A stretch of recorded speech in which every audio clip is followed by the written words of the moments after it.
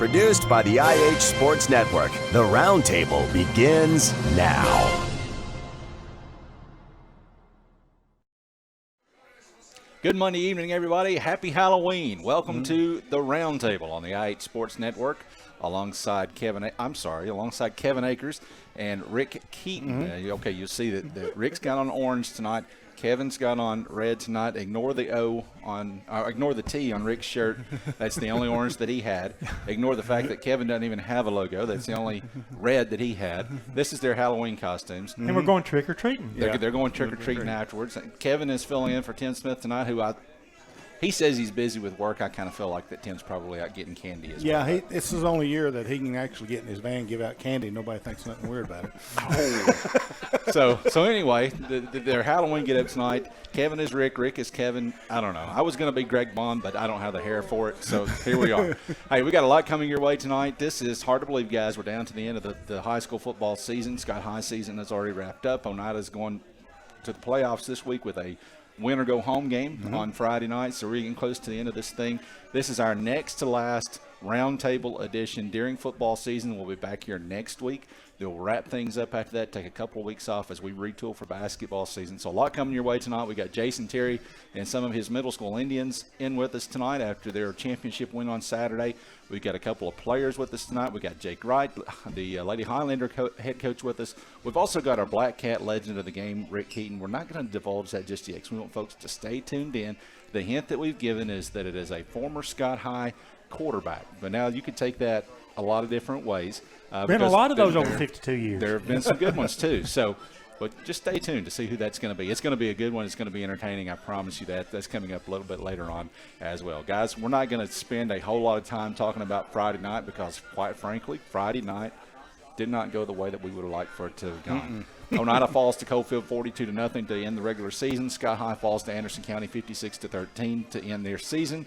Rick, I'll start with you, then I'll flip to Kevin. Just anything you want to talk about Friday night. I guess the first thing I really want to mention, you always want to go out and play a game on the field. You never know what might happen, but I think 99.9% of the people in Scott County that attended the game, they wanted to see a high-powered Anderson County team that's geared up to make a run in the 4A playoffs this year. Everybody wanted to see that. You had at least the first half to see Walker Martinez, the quarterback, Bryson Val, the receiver, two of the running backs, Nick Moog and Gavin Noe, even though Noe probably only played a couple plays on offense. He's been playing a lot defensively, coming back from a hamstring that hindered him the first part of the season. For the Highlanders, they practiced last week. They put in some effort. Coach did a few special things with them last week just for the seniors to show them the appreciation that they had battled against a very tough schedule this year. I mean, you can't – you had two teams that are single-A teams. Everybody thinks, oh, you beat them, except both of those teams are in the top 8 in Class A in the state of Tennessee. Anderson County, number 2 in Class 4A. So, I mean, we've played a lot of tough teams, and I talked to Coach Harris before the game, and I said, seems like it's been a quick 10 weeks. And he said, it's been a quick 10 weeks, but at the same time, I was getting the expression like maybe it's going to end tonight. So, I mean, wish that the Highlanders had played better, but we took on one of the premier teams in the state of Tennessee. And Anderson County did not disappoint. 14 offensive plays to score 7 touchdowns. Martinez was outstanding. If there was any doubt about whether this kid deserves Mr. Football in Class 4A, and he's certainly a front runner, I think he probably answered those questions. Now, there's some other guys out there that are in competition for that as well, but he did very well. So here's the thing with that game. As hard as it is to believe, Anderson County puts up 56 points. It was the lowest scoring game of the night in the region. Yeah. Gibbs defeats South Doyle 71-42, and that wasn't even the highest scoring game because you had Carter and Fulton 72-54 in that one. Basketball scores. So Gibbs, they take second place. Carter is third. Fulton is fourth. You and I already talked about that. We didn't see that coming into the season. We thought Fulton or South Doyle would be in the second or third spot. But congratulations to Gibbs and Carter. It's been a good season for them. We'll talk more about all 4 of these teams that made the playoffs and the opponents that they're going to face this week in the first round as we get deeper into the show. Kevin, Oneida, also a tough game on Friday night, falling to Coalfield. Yeah, of course, Coalfield I think they're ranked 8th in the state, single A. And people Underrated. Yes, Would you they agree? are. Oh, Yes, yeah. they are. Tim Smith, he agrees with me. They're a top 5 team, easy. Absolutely. Do I feel that they are a 42-point better team than Oneida? Not necessarily. I don't know. The Indians are kind of struggling. Last 3 games that they just seem having a hard time putting things together. Just need to go into this week thinking about, all that's behind us. Everybody's 0-0. And we've seen teams do that. There's usually one every year that will come from like 3rd or 4th seed and make a deep run into the playoffs. Oneida's got as good a chance of doing that as any. If you go all the way back to when we played Williamsburg, they looked extremely sharp at Williamsburg against a team that is one of the powers in their class in Kentucky. And it just seems like we've had some struggles in getting things going. But on Friday night, Ted Williams, great assistant coach at Scott High for years and years and years, good friend of mine. We go to church together. Sometimes we talk about different teams playing each other, and he would make a statement that's always stuck with me. He'd say, well, the other team just had more bullets, and that's what we saw against Cofield. They definitely had more bullets than Oneida had. If you look at one thing I was looking at was the rushing stats from the other night. T.J. Meredith was the leading rusher for Oneida. He had 8 carries for 52 yards. And the leading rusher for Cofield was Brock Jones, 3 carries for 53 yards. Believe it, that was the 2 leading rushers. The difference is our next 3 guys had 18, 16, and 9 yards total carries, while Cofield's next 3 guys had 41, 33, and 26. They just have a lot more talent, I think, across the board. And, of course, you play, as you said, you go out, you play to win, you practice hard and everything. It just, once again, Cofield had more bullets than we had. Going up to Hampton this week, there's another team that's got a lot of good bullets. Yeah, so and Cole Hines, also a difference in that game. Rick, you saw Cole Hines in week 1. He's not gotten a lot of talk this year as Mr. Football candidate, but probably he's got to be in that mix because he has had an outstanding season. I'm not sure when he slipped into that quarterback role at Cofield, I'm not sure anybody saw this coming, that him being as good as he has turned out to be, he is quite a quarterback. Yeah, he was 11 of 15 for 175 yards and 4 touchdowns. But he also had 8 carries for 41 yards on the ground. So, and he had some speed. When he took the ball down and he took off, he shot out there like a cannon. And he was also their leading tackler on defense and had 2 interceptions. He kind of did a little bit of everything. All right, so elsewhere in the region on Friday night, Monterey defeats Wartburg 35-2. They took care of their business. York defeats Rockwood 32-0 to take care of their business. Now, we all thought that York would beat Rockwood. I'm not sure any of us really saw it coming like that. That was a lopsided win. So York is the 1 seed, Monterey is the 2 seed, Rockwood is the 3 seed, Oneida is the 4 seed, and the Indians going to Hampton Friday night. And as you said, this is an opportunity game for Oneida, much like last year's trip to South Green was, and Oneida took care of their business and picked up a win that most people didn't think that they would get. An opportunity to do that again this year going to Hampton. Absolutely. And, it's not like it's an unfamiliar foe. We play them every year in the playoffs at some stage or another. This year we just got them in the first round. Lots of times we play them pretty tough. And there's been a few times that they've got us pretty good and we've got them pretty good. But just a few years ago, we knocked them off in the playoffs. And, they got us last year and went to the state championship game. They got a lot of players back from that. But once again, that's why you go out and play. If we play like we did against Williamsburg this year, we have an excellent chance in that game. All right, we'll talk more about that matchup a little bit later on as well. Right now, we're going to take our first break. When we come back, we're going to flip to football, middle school football. Obviously, we're already on football. We'll talk middle school football and bring in the championship-winning head coach of the middle school Indians, Jason Terry, right after this. Welcome back to the Roundtable on the IH Sports Network. We are live from El Rey, by the way. I think I neglected to mention that at the top, but we'll be here until 8 o'clock tonight. We got a lot to come. And so if you want to come out and join us in person, we certainly invite you to do so. Right now we're joined by Oneida Middle School head coach Jason Terry. And Coach Terry, winning these Area 2 championships for Oneida Middle School has become a tradition. This is their 10th, I believe, going back to 2008. But this is your first one. So what was the feeling like? You've been saying all year you felt like this team had a chance to be your first championship team, and that's how it turned out. Not going to lie, I've smiled a whole lot this weekend. It was exciting. I told you all year long, I thought this team had a chance. And then when we got into fall camp, I really knew we had a chance. So, but that's a testament to them. They worked hard. They put in the work. So it was just easy for me. Said starting in fall camp, you knew this was. How did you know that this team had a chance? What were some aspects of that? Well, as we talked about before, we lost a lot of players from last year's team. A lot of these kids didn't have a ton of experience just yet. We got them in when we could, did what we could, but live game experience was lacking a little bit. So, and I've said several times too, offensive and defensive line was a concern of mine. Not that they weren't capable and not that they didn't have the talent to do it. We just didn't know right away. We got into fall camp. I think it was that first day of hitting. I knew we was going to be all right. And then after a scrimmage or two, I was like, we're okay. We'll fine-tune some things. Now, talking about fine-tuning, this is one thing that I noticed and followed them all year long.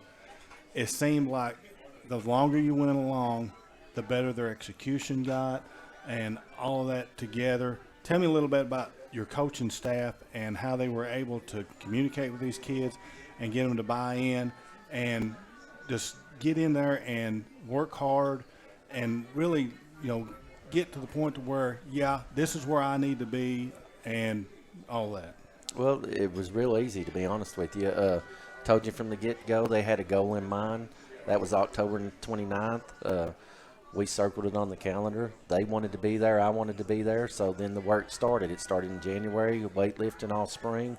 They showed up all summer. We did what you're allowed to do along with lift. And then when we got into camp, they came to work. I mean, attendance was, I don't know the exact numbers, but it was phenomenal. I mean, we rarely had a kid out. So it's a testament to them. They wanted this. They came to work for it. Now, my guys, coaches, they did their part, but we didn't have to beg or do the little things. They wanted this, and it's something that they did. Now, I've got a question for you. Okay. I've heard that you get a lot of your plays off of PlayStation. Is there any truth to that? Not at all. I told you a couple times before. Bill Hall, I think he's standing over in the corner. That's my philosophy. I mean, I learned under him. A lot of my terminology and plays go back to the days at Sky High when I worked for Coach Hall. So I don't even know how to turn a PlayStation on, to be honest with you. I believe. I got to give credit where credit's due. That come from Tim Smith. It took a couple years, right when you first started 4 years ago. One thing I did want to point out to a lot of people that might not realize that there's 3 classes in middle school, single A, double A, and triple A. You actually played both teams that were in the triple A championship year this year and defeated both of those teams as well. So technically, we could have 2 trophies set here. Yeah, we had Cherokee and Cumberland Gap both on the schedule, and were victorious in both. The kids played really well. Cherokee might have been the best game they played all year. They come to play; they really wanted to. But we also played Cofield in a jamboree, and it's a jamboree, but we were successful there. So yeah, we played a lot of. Yeah, but Cofield didn't win. No, they didn't. No, Coach Basler, he does a great job. Sean's a good friend of mine. We went to college together, but he fell a little short this year. It happens. Yeah, and that's a good testament as well. It was just leading into this next question. Now, Cofield defeated Midway earlier in the year. Then Midway got in the championship game and was able to turn that around, and they got the victory for the championship. You played Wartburg earlier this year. How did you go into this game knowing that you had a 33-0 win against Wartburg earlier and letting these guys know, hey, that game's in the past, this game's now? I think they'll tell you here in a little bit. We talked about that, and I harped and preached all week long. This was not the same team that we faced week 4 this year. Like I talked to Coach Tinker earlier, they were still finding themselves where certain players benefited the most. And there at the end of the season, I thought they did a great job in putting them in positions to help their team. They weren't the same team. So that's an outstanding squad, and they're well coached. We were just better this day.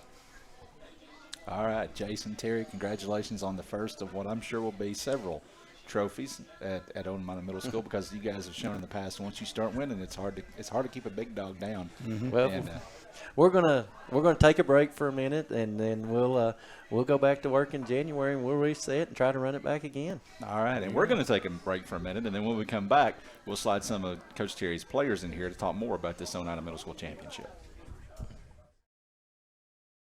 We're back on the roundtable at Elray, and again, I invite you to come out and join us tonight. We're here until 8 o'clock. We have got a lot more coming your way, but right now we're going to continue to talk about this Oneida Middle School Championship win over Wartburg on Saturday, and we have with us Oneida quarterback Cameron McDowell. Cannon McDowell, sorry. Oneida quarterback Cannon McDowell. We've got tackle Colton Bird. We've got guard Cade Chambers, and we've got tackle Jacob Reagan. Now, all you guys are 8th graders. This is your first championship at the middle school level, so you guys going out on a good note this year in your final game as Oneida Middle School Indians with a 35-0 win over Wartburg. First of all, congratulations. Thank you. Thank you. I'm going to save you for last. So I'm going to start with you. On the line, in any sport, at any level of football, line is key. A lot of people overlook that. You can have a great quarterback, great running backs, but if you can't protect your quarterback and you can't get the blocking where your running backs can get through and stuff, you linemen know you're in trouble. Sure. Tell us a little bit, who coaches you all as far as on the line goes? Coach Birchfield. Okay, so this was your all's first year with Coach Birchfield. Yes, sir. Give me your impression of what's maybe a little bit different. I'll let each one of you all address this. What do you think is a little bit different about Coach Birchfield as far as what you've had in the past? Well, he made it a little bit easier and kind of showed us more what to do, and that's about it. What about, are you afraid of him? He's old school. Yeah, he definitely is old school. He's done it longer. If you made a mistake or something other, how quick was he to let you know about it? Quick. He'd let you know. I'm sure he would. I guess you all are familiar with, he was the defensive coordinator on the 92 state championship team. Are you all aware of that? Yes, sir. Yeah. And watching Coach Birchfield for years and years and years, he made the best adjustments at halftime of any coach I've ever seen defensively. Usually, whenever we was playing somebody and he was the defensive coordinator, the other team never scored second half. It was rare that they did, but most of the time. And you all pretty much had that same characteristic this year. I know you had several games where nobody scored on you at all. And if they did, it was like later in the game when all the starters and stuff went out.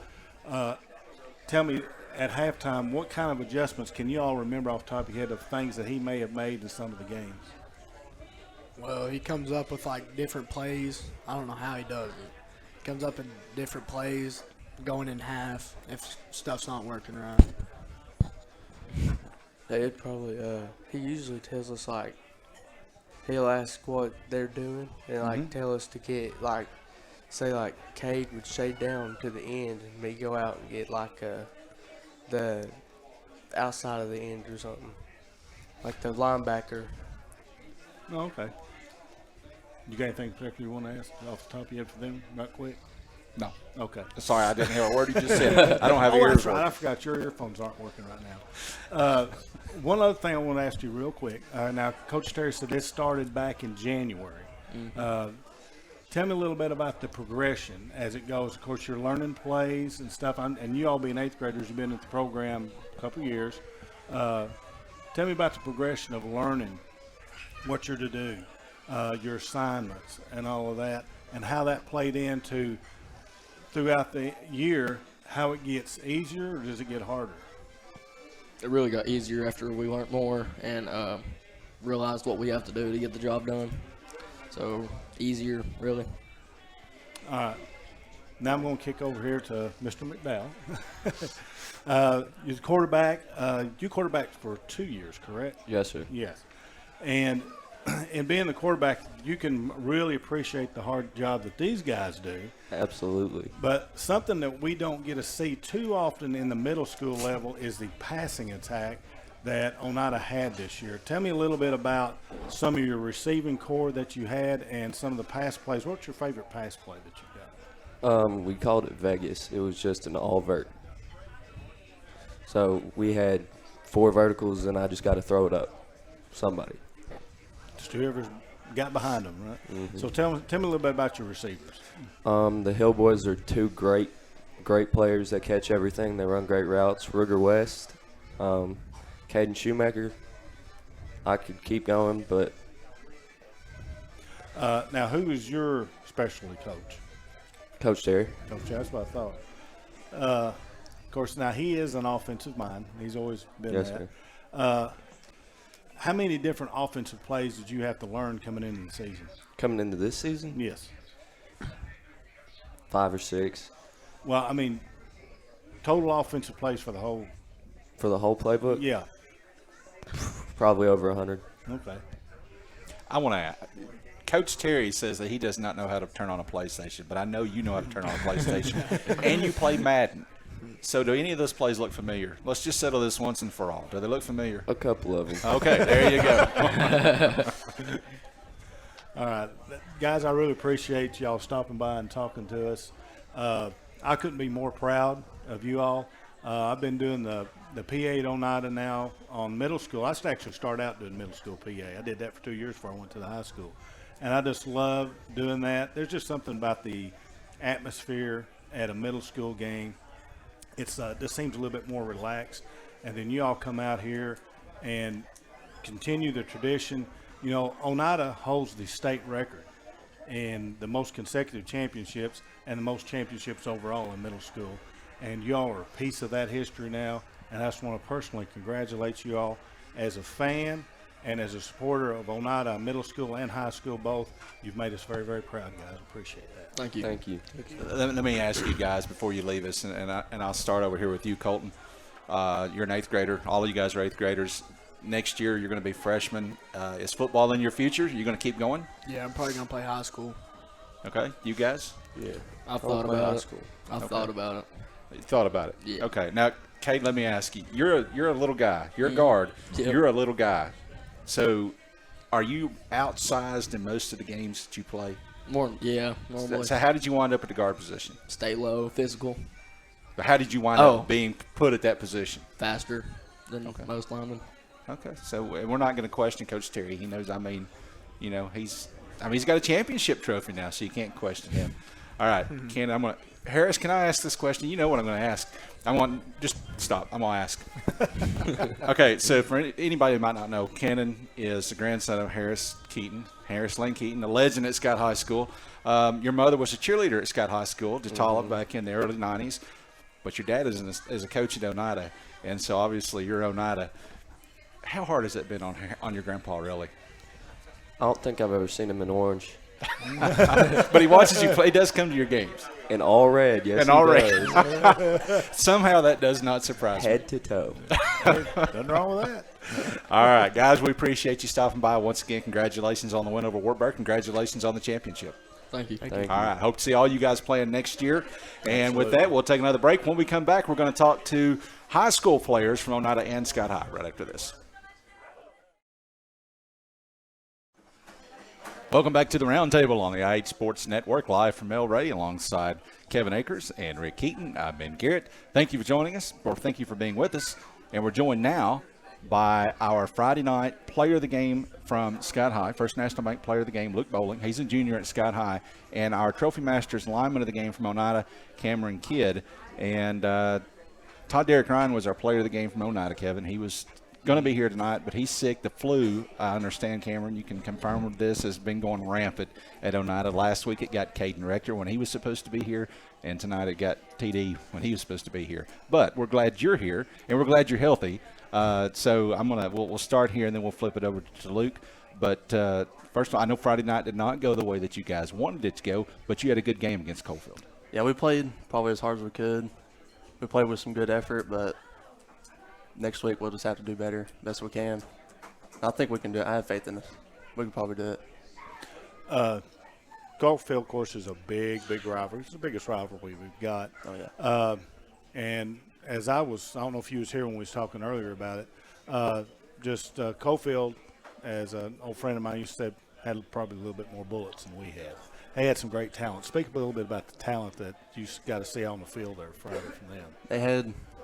They had a good run game, and sometimes we could stop it, sometimes we couldn't. But, I mean, that's all up to the linemen, people on the front, but we got to see some good talent on Friday. Now, you're a pretty tall guy. I mean, you're not huge like most linemen are. What got you into being a lineman as opposed to maybe a tight end or a receiver? Back in middle school, I used to be the biggest kid on the team. Oh, okay. Weighed a lot. I used to weigh probably about 300 pounds my freshman year. Now I weigh about 220, 225. Oh, wow. So what's the secret to that? I don't know. Staying in the weight room Yep. probably has something to do with it. Yep. What you eat, too, has a lot to do with it, too. Well, Oh, yeah. We lift hard. We lift hard every day. Coach May, he's a really good coach. Coach May. Yes. Coach everybody. Very good offensive-minded coach. It seems like a lot of you head coaches anymore leans to one way or the other, don't they? They're either offensive or defensive. Coach May's an offensive coach. Now, do you play mainly on defense or offense? I usually play both. Both ways. Yeah. Which one do you prefer? Probably defense. Defense. You bust some heads on defense, right? Oh, yeah. Now, one thing a lot of people don't know about Cam is I've got to know him pretty well. He actually comes up and hangs out in the press box before the game starts, and he's up there for the first hour that we're setting stuff up. He actually helps me set up the equipment and stuff lots of times too. So you got him for his job? You can I have don't know. The Have it. the PA voice of Jim May Stadium. No, I'm Cameron talking Kidd. about the equipment set up. Okay. Are you gunning for my job? You can have it. Going into this week, I know you just started today. You probably looked over film and stuff on Hampton and stuff. What's some key things that you see on Hampton that you're all going to have to do? They like to do a lot of fake plays, reverse. They love to run the ball a lot. They don't really pass much or anything, so we just got to stop the run on the front. That's really about it. One great thing is about Hampton, and you have never had to experience that, usually this time of year when you go up to Hampton, it's 30 degrees and you freeze to death. It's supposed to be in the 60s this Friday, so that's going to be a nice break. Weather ever creates a factor for you much in the trenches? I usually like it when it's colder, but it doesn't really matter. Okay, well, that's cool. So, Cameron, a lot of times people talk about these long road trips that so many teams take in the first round of the playoffs, and they talk about what an impact it has on the team. First of all, you guys going to charter a bus up on Friday? Do you know? If we can find one. Okay. I ain't really been able to find one. What about that road trip? It is a long trip up to Elizabethton and into the foothills of the mountains. Do you think that's going to impact you any, or does that just give you longer to think about the game and get yourself psyched out for the game? I think it gives us longer to, just lock in on how we're going to win, what we're going to do. But, yeah. Okay. All right, we're going to flip around here to Luke Bowling, Jr. at Scott High School. And, Luke, I don't even know really what position to call you because you've played so many different positions. But All of them. there are some kids that, and Rick can attest to this, that the effort doesn't show up on the stat sheet necessarily. But you are one of those, and not the only one by any means, but there are several kids at Scott High that, to me, they stand out because they're all over the field. They're going 100% every play. You are one of those players, and especially on Friday night against Anderson County, and the same as with the Oneida game against Coalfield. I know that game didn't go the way you guys wanted it to go, but you were out there giving it your all on Friday night, and so congratulations on a good game. Thank you. Luke's he's had to work in a lot of different positions, especially in the last, 5 or 6 weeks. And let's talk about those. Wide receiver, running back. Did you get a couple plays at quarterback? Yeah. A couple plays at quarterback. Just a little. On defense, linebacker, cornerback. Did you do safety? Yeah. Did safety. Both. So versatility from Luke Bowling. And we've just watched you this year, and you go out there, and no matter the situation, you play hard. Do you have a preference, offense or defense? Defense. I loved middle backer the 2 games I got to play it. It was really fun. And it's hard to predict next year, but do you see that being your position next year possibly under Coach Harris? I would love to play middle backer and a little bit of running back too. I really enjoyed that. I've never got to play anything other than quarterback, and I really enjoyed playing running back and receiver for a change. But I'm really going to focus on middle backer if I can. And we've got to quantify this a little bit. You were homeschooled through 8th grade, correct? And did you play your freshman year? No, Okay, I so you fractured started- my back, so Okay. I sat out freshman year. So, this is just his second year of actually participating in the team sport of football. Yeah. And how did you choose football?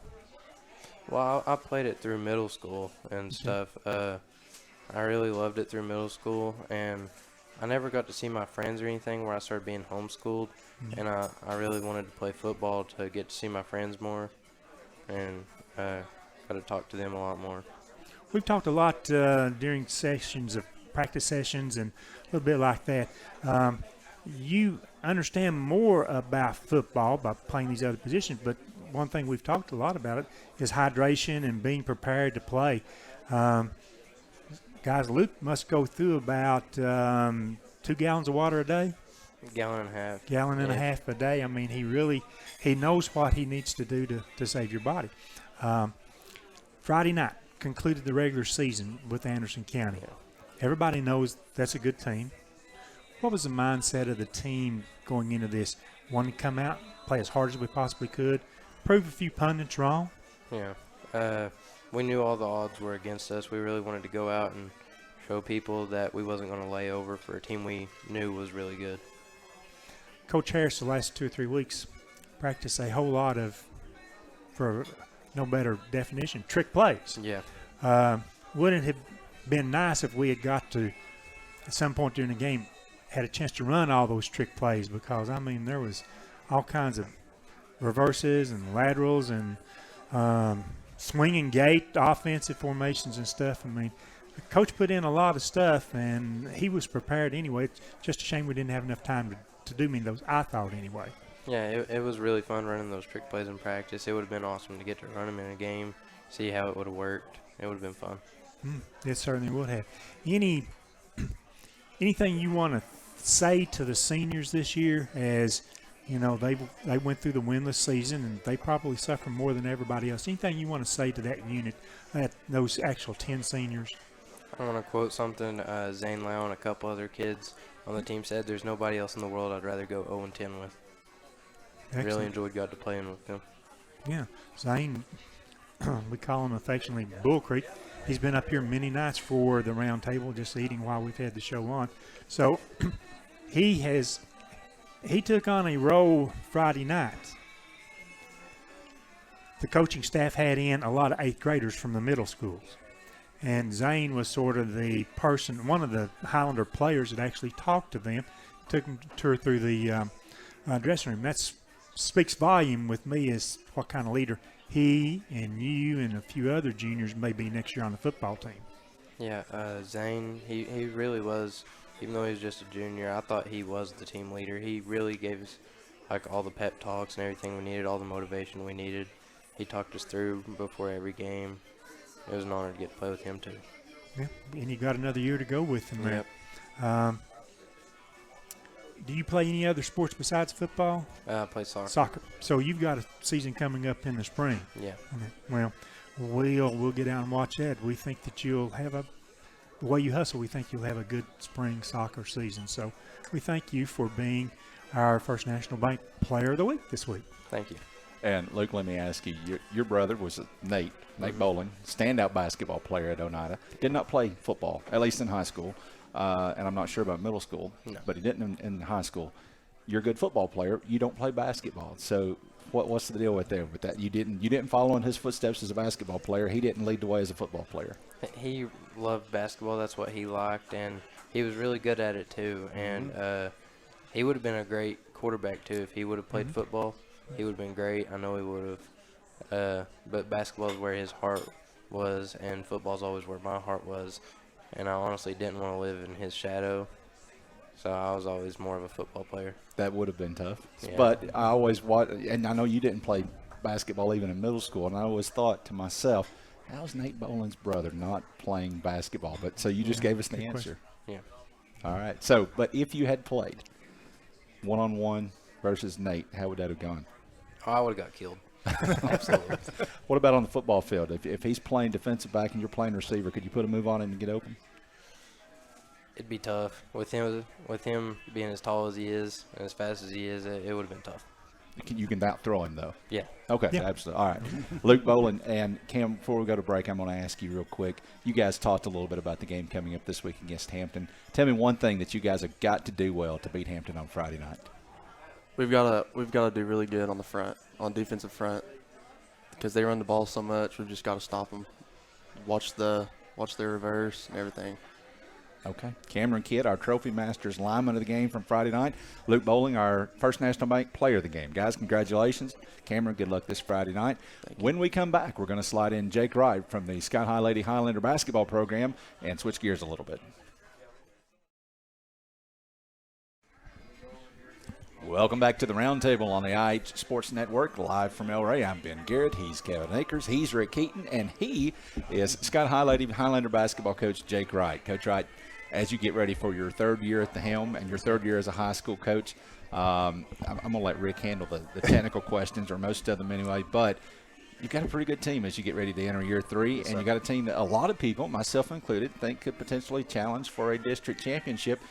Today was the first day. How excited were you to get started? I was ecstatic. It's the first time I got a team that's somewhat older. They're not all freshmen and sophomores anymore. And, day one's always exciting. I don't think we had a very good day of practice. But, for me, it's finally here. I've been waiting for this day for a long time, and I'm excited for the group I got. All 24 of them I'm extremely excited about.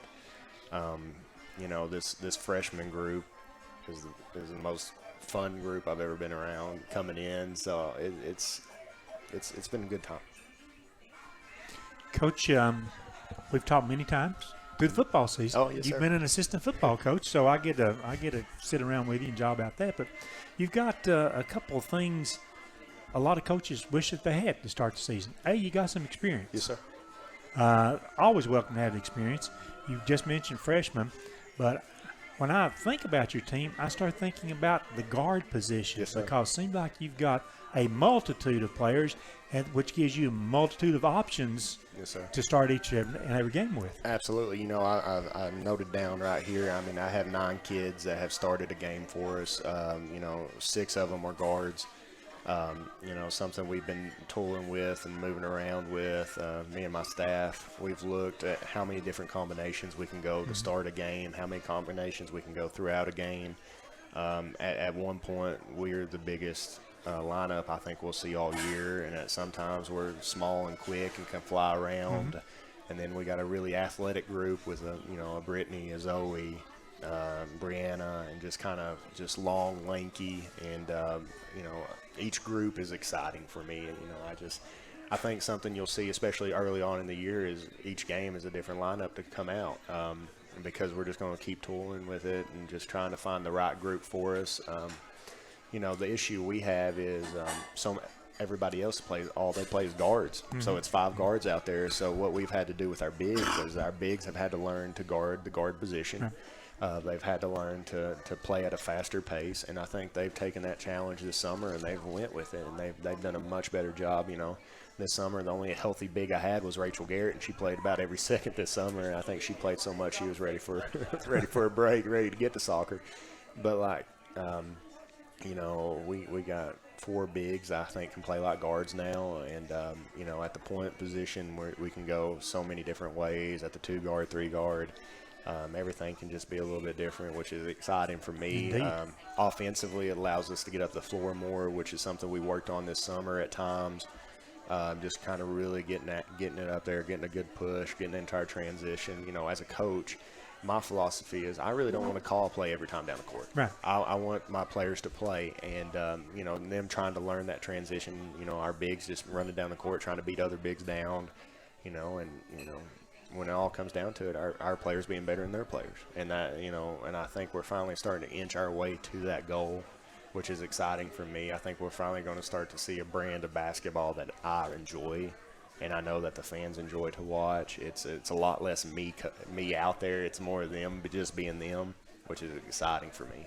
Well, it has to be exciting. You look at the ones returning, and finally that you can, I think, have enough players there, enough experience there, that you can do it both ways. Pressure on defense, pressure on offense. Get the tempo that you want on both sides of the court. Yes, sir.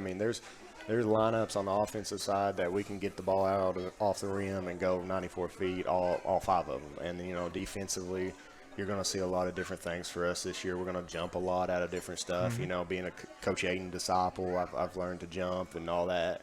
And, that's stuff we're going to add. And, with us jumping with Brittany and Zoe and stuff like that, that's a big lineup, that long arms, long legs that are running at you. Can kind of throw you for a loop. And, I'm not worried about leaking any secrets tonight. We're going to be who we are.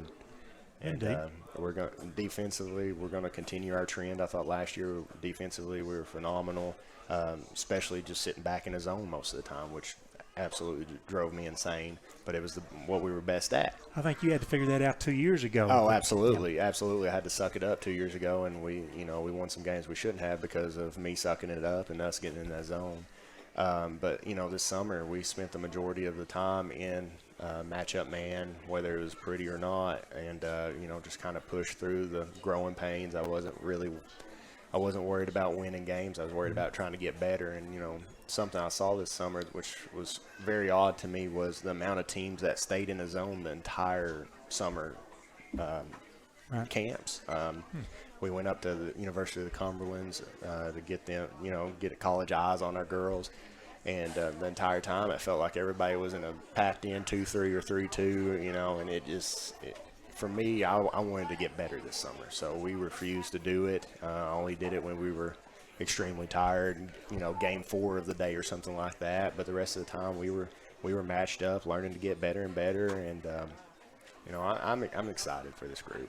I don't say this in a bad or malicious way, but pretty much when you look at a basketball team, if they're playing a lot of zone, basically they're not good at man-to-man. Well, and that's sort of a fallback defense. At times you think that, but like when I was in high school, my teams were so long that for us it just made sense to go a little 1-3-1 zone or something like that with Coach Aiden and my dad. Showing us the ropes on that. But for us to take the next step, and that's what I've been preaching to our kids, is we have to keep progressing the expectations of our program. We have to get back to when the Lady Highlanders were at their peak in the 90s, competing for district championships and region championships every year.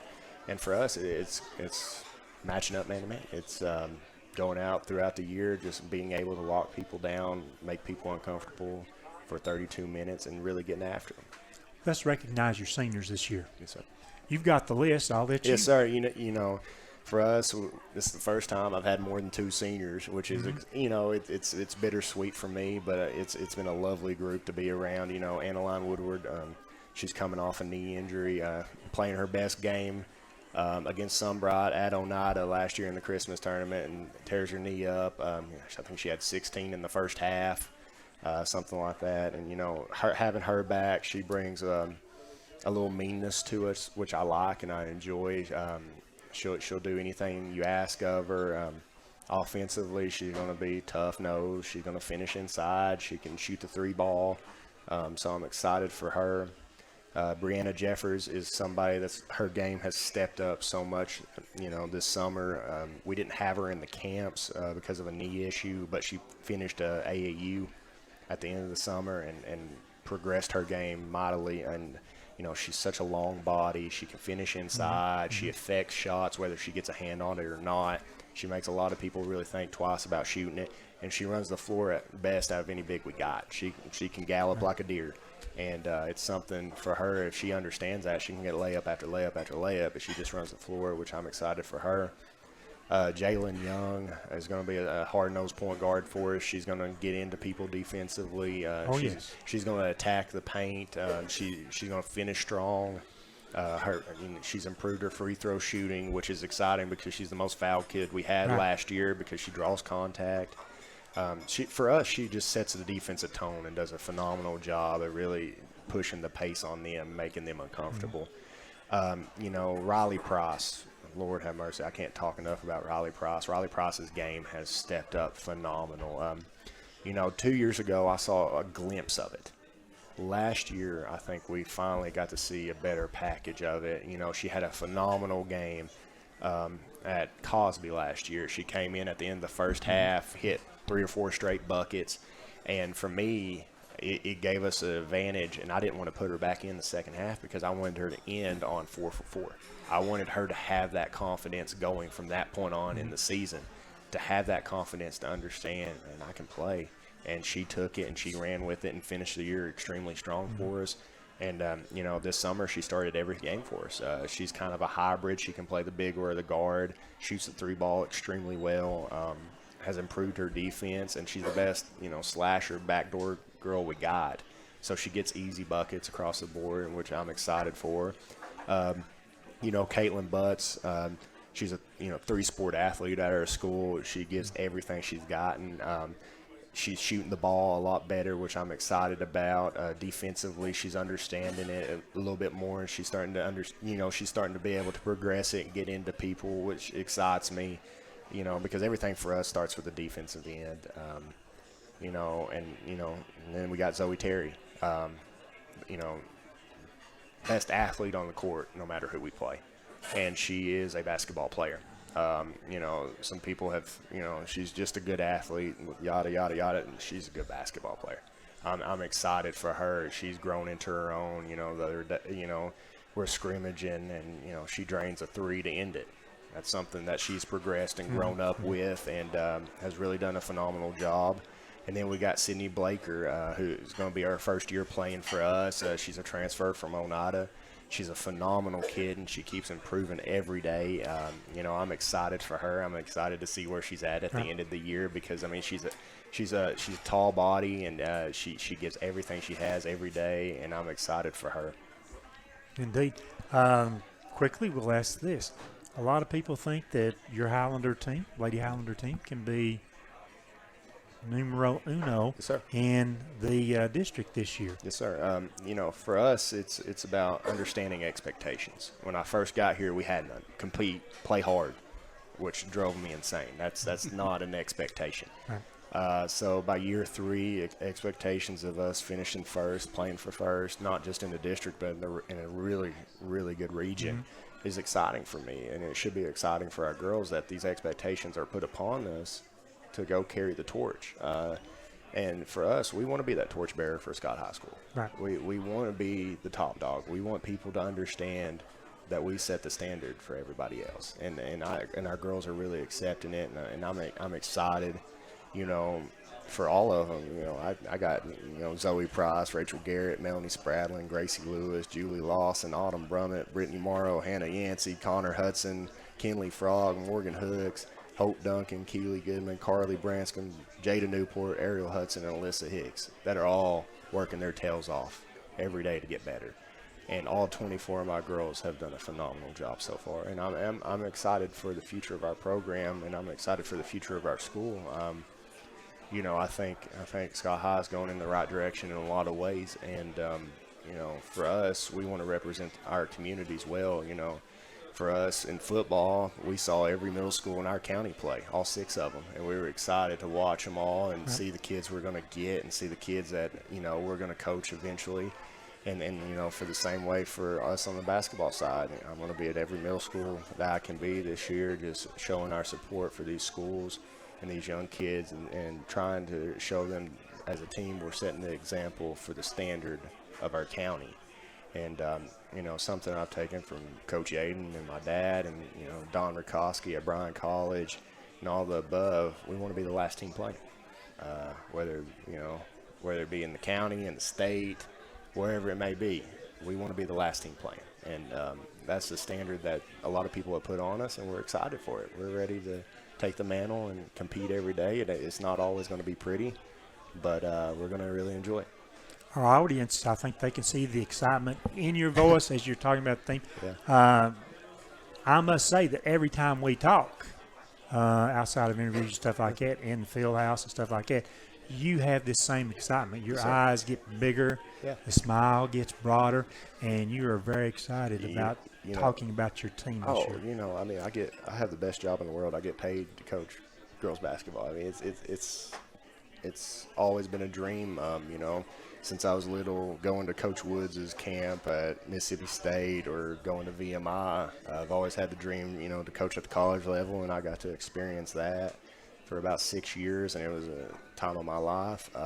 But coaching the Lady Highlanders the last 3 years has been the most amazing experience of my life. Having, my mom being able to come back, my dad being able to come back, having all the Lady Highlanders from every team being able to come back and sign our sign in our locker room, really having them come back to their roots has been just an amazing experience for me, and I'm excited for the future.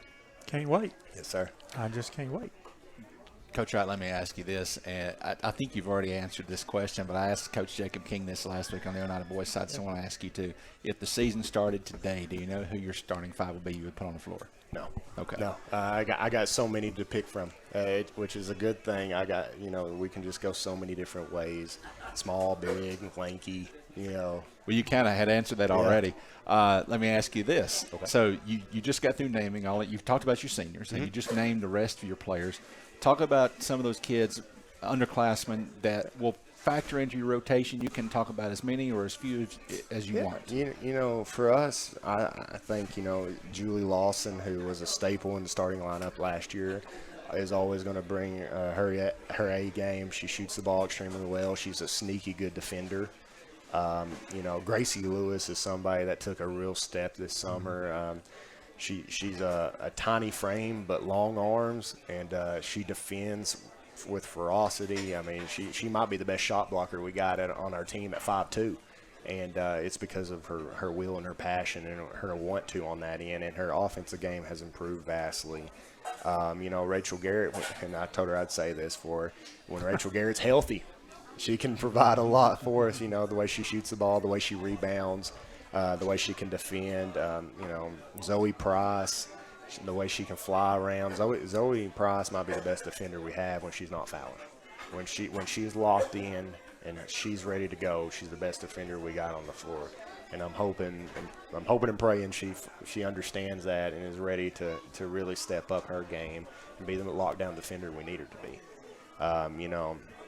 Autumn Brummett's improved.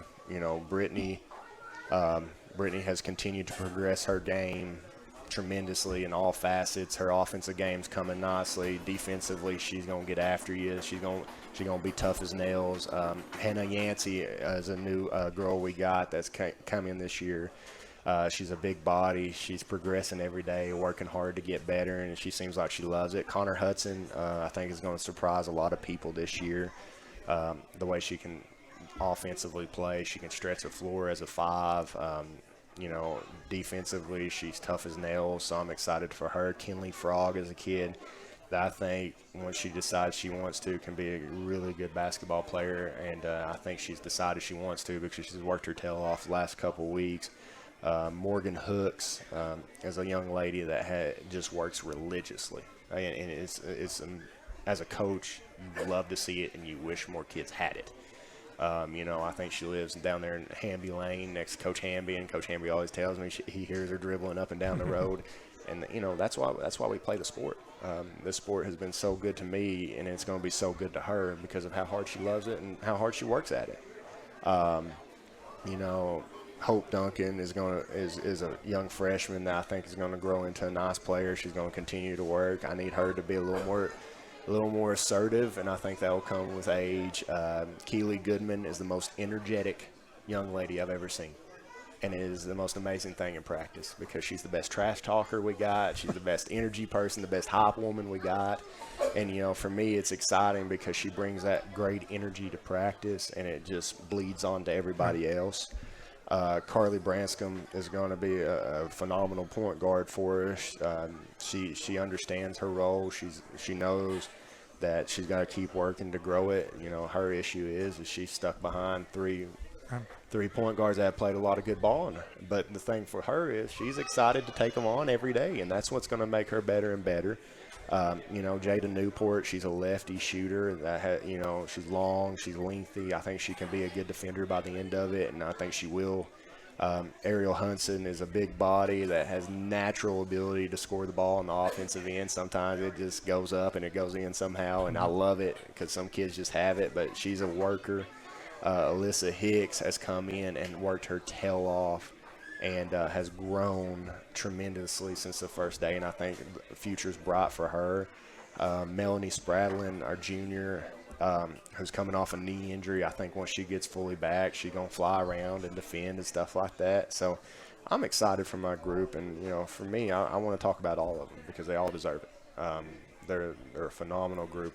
And I know I've taken a lot of your time, but they deserve it, every single one of them. And, I'm proud of this group tremendously. And I think they're going to keep working, But once again, Rachel Garrett, get healthy. We got plenty of time, by the way. But I want to put you on the spot. Okay. I know you want to talk about all your players. Okay. But I also know you can't play 24 players in a game. Absolutely. How many do you think that you will play? Like, would you say your rotation, you want a broad rotation, or do you want to try to kind of condense it down as the season goes on? Well, I think it's something that could change. Every day's an audition. Every day's, an open tryout to try to get into that rotation. At times I like to go 10 deep. At times I like to cut it down to 8 or 7. Just depends on how we play. There may be a lot of games where we're going up and down the court so much I need 10 or 12 bodies. But for me, the first year I dressed everybody we had on varsity. I put everybody in the body. Last year I think I had 16 or 17. This year we're going to only dress 15. And I think that comes with a different standard. As our program grows, it should be a luxury to be in those 15 varsity jerseys. And, but the good thing is every week those kids are going to compete for all 15 of them. That's what they got to understand, and that's what the community has to understand is every day they're going to compete. They're going to healthy compete. They're going to love each other. They're going to be for each other, but they're going to compete against each other. They're going to try to grow. They're going to try to learn, how to become better players. And all 15 spots are going to be open every week, and they're going to learn to fight. Last question. We'll let you get out of here. Last year, you got a big win over Halls in the regular season. Now, they got you in the district, which, the way they were shooting that night, They would have gotten just about anybody. Absolutely. The team that was in your way last year was Clinton. They had a fantastic point guard, Miss Basketball finalist in Sarah Burton. She's gone. They lost another good player who's at Maryville College, whose name I don't recall. But the point is, Clinton lost a lot. Yes, sir. Everybody lost a little bit. Clinton lost a lot. Where do you see – everybody, I think, would say that Halls is the team to beat. Would you agree with that assessment? And what do you offer to Halls that can get you past them this year? Going back to the tournament, that's when we needed to be able to match up man-to-man. And we just weren't physically able at that time. Mentally or physically, we could not match up. The way they were shooting the ball, we could not reach their limitations. So for us, it was this summer and every practice till game one for us, it's about learning to match up. And I think that changes everything for our district, our region, is when that team that they're so used to sitting back in that 3-2, that 2-3 comes out and matches you, and all of our girls are right on their girls' hips, with maybe a little handful of jersey, pulling on them, tugging on them, pushing on them a little bit. That doesn't happen. But for us, it starts on the defensive end, being able to set a tone matching up. And Halls is a phenomenal team. They shoot the ball well. They're tough. Their guard plays really good.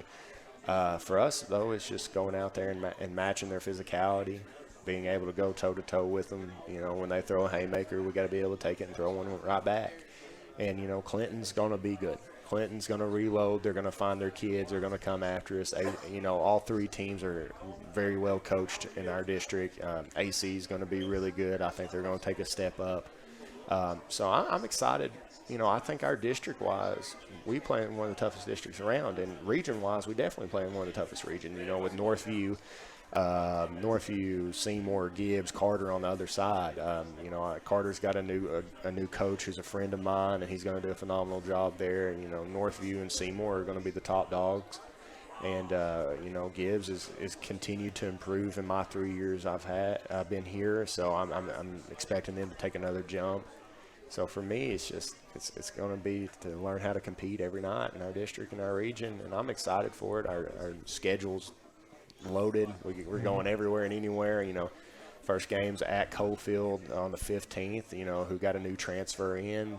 That is a phenomenal young lady and an even better player. And we're excited to take that challenge on, and it starts there, and we just got to keep pushing. All right, Coach Jake Wright. Thank you all. Good luck on the season ahead. Yes, sir. All right, we'll take another 2 break. weeks away. Yes, sir. When we come back, our Black Cat Legend of the Game right after this.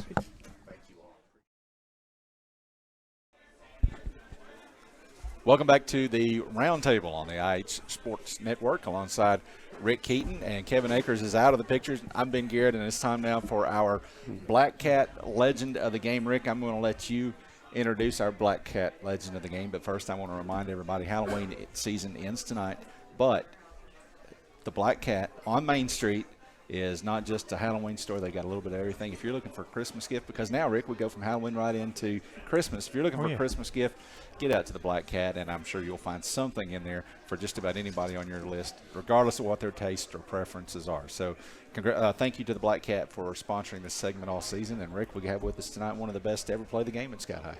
We have Mr. Scott Brummett. I want to read a little bit of Scott's bio here, and I've been picking through this for 2 or 3 days now. It all started for Scott, of course, being a Highlander, but we're going to get to that. He was a 3-year starter at East Tennessee State University for the Buccaneers as an outside linebacker. ETSU, after his 3rd season, they disbanded their football program. Sad time, I know for that. Scott done very well. He took his talents to a place called Chapel Hill, that's North Carolina, and excelled as a senior tight end in 2004. I think even catching a touchdown pass in a really big game there, and it seemed like that was against Florida State. Miami. Yeah. He completed his Bachelor of Arts degree from North Carolina in 2005. He began his coaching career at UT Chattanooga in 2007, serving as a defensive assistant coach, and he worked on developing outside linebackers. From 2008 to 2011, Scott led Brevard's defense as the Tornadoes defensive coordinator, and I guess they got even with you this past Saturday. They did. As They they beat Maryville College, I think it's 24-21 in that game. So then we move on. Scott, who actually joined the Scott staff in 2012, stayed there for 3 years. Got called home to East Tennessee State to help the Bucs restart their program under Coach Torbush there, and that had been a 13-year absence. So you played, it quit, you got to come back. That's something in the stars that happens, Scott, like that. Scott then returned to the Maryville Scots in 2018 as a defensive coach. He's been there for 5 years. Had a chance as he was the interim coach in 2020 before Maryville hired current head coach Ben Fox, and Coach Fox has you as the assistant head coach and defensive coordinator. Yes. But before all that, Scott Brummett was a high school player at Scott High in football, in basketball, and baseball, I believe. You didn't care about soccer, obviously. No, the funny thing, I was talking to my brother just a little while ago. I was also played track as well in my last year, so it was kind of the crazy thing. We'd have a home baseball, I would play the baseball game.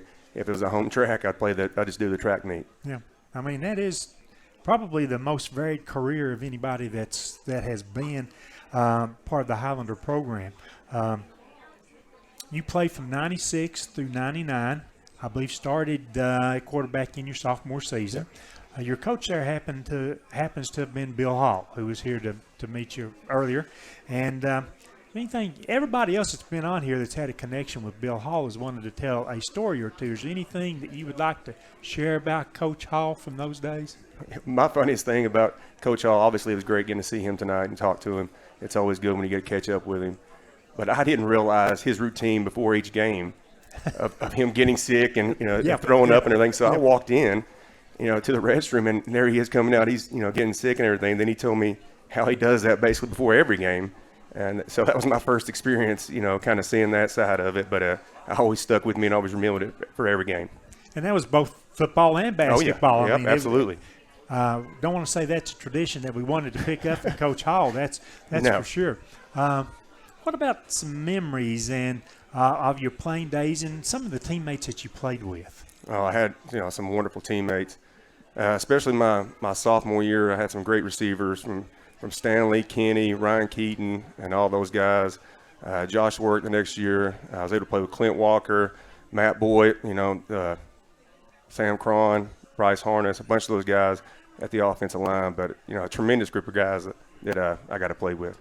One of those is a mutual friend of ours. I talked to him on Friday night, and he wanted me to ask you, who your favorite lineman was. Oh, you know it. You know it's going to be Matt Boyd. Matt Boyd. Well, yeah, 100%. He seemed to think that, but I just needed to ask you for sure to confirm that. He would always make sure if I was supposed to run the ball, he'd be like, "Follow me this time, Scott." And I'd be like, "Okay, Matt, I got you." One of the periods, I started looking at some period stuff this morning. There have been a couple of Highlander teams over the years that in a 3-year period, and I just looked at 3 years because that was your starting span in those 3 years. There were a couple of teams that maybe had 20 wins in those 3 years or 21 wins, but only 2 that, like I say, that had that advantage in there. Your 3 years as the starting quarterback, the Highlanders went 19-12, and that is the third best 3-year run in Highlander history, which is we just completed our 52nd year. Wow. I mean, so that's the advantage that you and the teammates had working together as a group during those 3 years. And the crazy part of it, some of the guys I even miss out, like Michael Litton and so many of those other guys that we played together, from Sunbright days in the little Cutter League and stuff. So we grew up together, in those leagues playing as 10 to 12-year-olds, and we had some of the best teams. Derek Lawson, a great wideout, played at 09, was on those teams. Curtis Waruga, who ended up having a great career at Sunbright. But a lot of us played in those Cutter Leagues in Sunbright.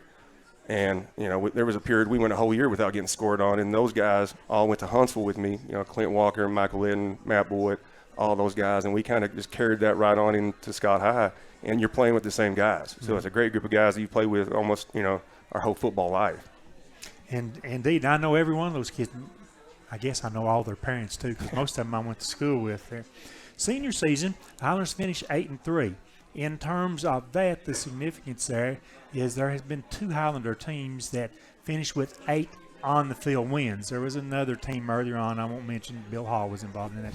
They finished 9-1, but one of those was a forfeit from Knoxville School. But you finished with 8-3 record and had a home playoff game against Sullivan North. Do you remember that game? A game that it was a home playoff game. To this day, that was in 1999. To this day, it is still the only home playoff game that we've ever had at Highlander Field. Yeah, that game is stuck in my mind. I was actually thinking about it on the way up here on the drive, that actual game. And that's the only game I've never watched since I played it. I never went back and watched it, but I remember that game very well. And the funny thing about that, too, when I went to ETSU the next year, I had a teammate on the team that played against me at that game at Southern North. So I got reminded about that every day, about them beating us. But that was such a great atmosphere. I'll never forget that game. The place was packed. I just wish we could have won. I think we had the better team. We just didn't show it that night. Well, we were, I think, a 2 seed going into that. So, a home playoff game, that was a big deal for Highlander football. Yeah, I mean, with the crew we had, too, I think we had a lot of people, expecting us to, get over the hump and be able to win, the playoff and advance a little ways down. But, that one still haunts me a little bit. Mm-hmm. One of my favorite memories was the Carter game, maybe game 6 or 7, something in your senior season. And what I remember most on it is the toughness that, Scott Brummett brought toughness to a football team, and some of your players followed that, and they brought forth that toughness also. But we were over at Carter playing. Mm-hmm. Maybe the first time that we'd ever played at Carter. Matter of fact, I'm quite sure it was the first time we ever played at Carter. And, of course, I'm in the press box on one side of the field, but our team is on the other side of the field. And on one particular play, I don't know if it broke down, if it was a run play, there was a Carter defender about midfield, close to the sideline, that wanted to take you on. So he came at the thighs. And what I remember is that he bounced backwards 5 yards out of bounds on the Highlander sideline, and you picked up another 3 or 4 yards. But, I mean, one of the most vicious hits that I've ever seen. I've got many other memories, but that one stands out just because of that defensive player taking you on and your desire to pick up the extra yards. It was a funny story to go about size and everything. Was when Channel 6 News that same year, they came and did a story on us when we were, I think, 6-0 or 7-0 going to Carter. And, we didn't know what they was going to do. They was videotaping it all. And then it plays that night, and they had our offensive line up, and they go, but this is not the biggest guy on the team. Then they go to me as a quarterback off of it. So my guys obviously thought, it's hilarious here that we're showing the offensive line. Then they go to me, but I'm 6'5", 240 pounds in high school. I mean, so having size was definitely a plus.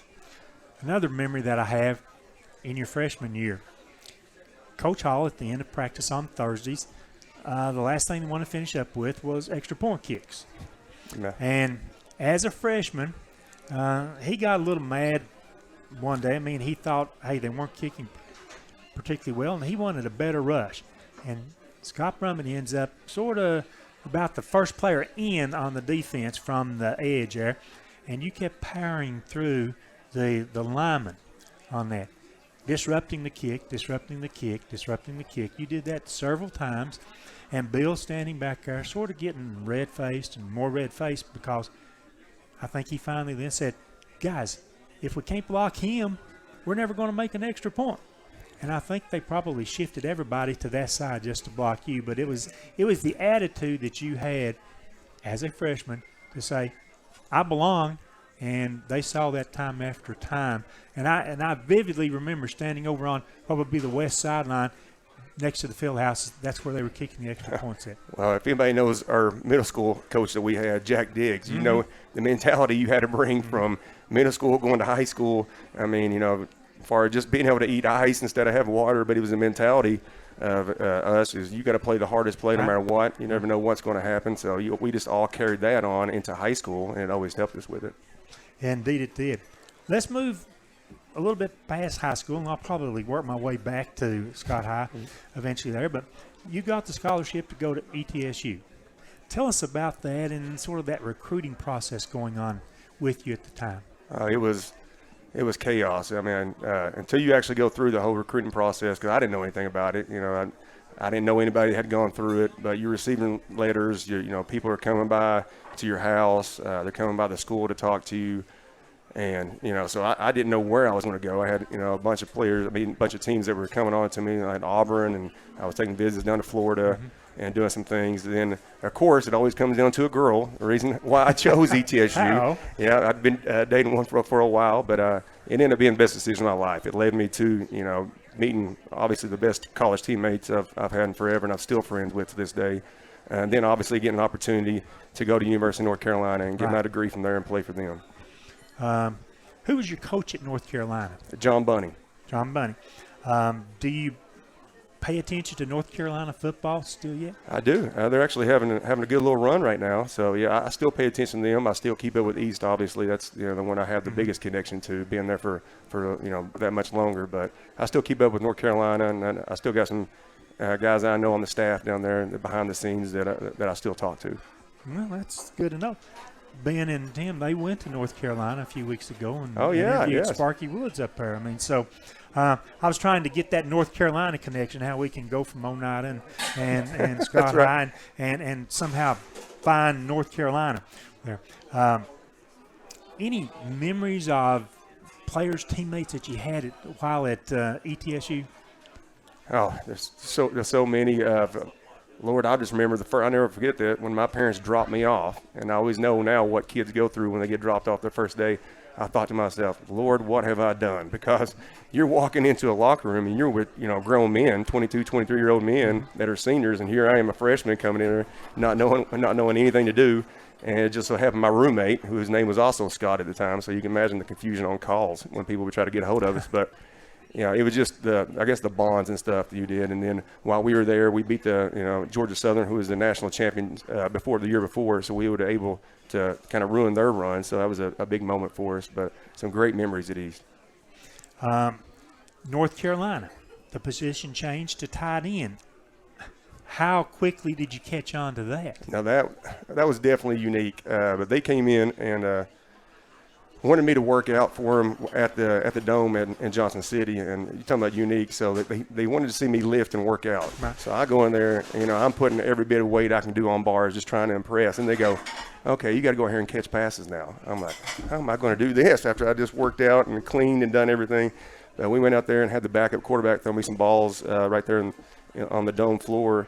And then, they took me to North Carolina, and it was a phenomenal visit. We got to go down on the basketball stadium, while they were playing basketball during halftime and all that. But we just had a phenomenal time, and I knew that was going to be the right fit for me based on the education I was going to get from there. So I knew it was a place I wanted to go. When did you know that you wanted to be a football coach?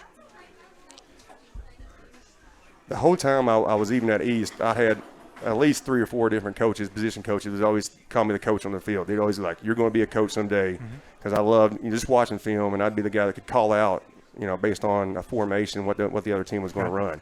And so they'd always just call me the coach. And so right when I get done with North Carolina, I was kind of in that mode where I didn't know what I was going to do.